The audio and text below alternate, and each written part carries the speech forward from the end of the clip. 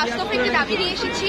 দীর্ঘ 13 বছর চলমান ধরে ডাক্তার পদবীর জন্য ম্যাটস এবং ডিএমএফ একটি রিট করে রেখেছে।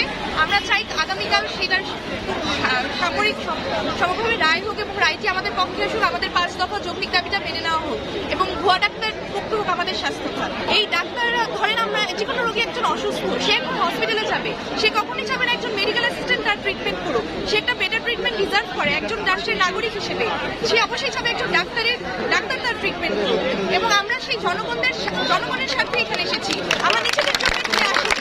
আর একজন মানুষ আমরা কাজ করবো রোগীর জীবনের সাথে, আর একজন রোগীর জীবনের সাথে কখনো ডিপ্লোমা যায় না। আমাদের ডাক্তাররা যে চিকিৎসার সর্বমূল জানে, এটা সাইড ইফেক্ট কি হইতে পারে এটা জানে, ডিএমএফ ডাক্তার সেটা জানে না। ওরা হয়তো প্রান্তিক জনগণকে নামে চিকিৎসা দিতে পারে, কিন্তু এটার একটা দীর্ঘমেয়াদী খারাপ দিক আছে।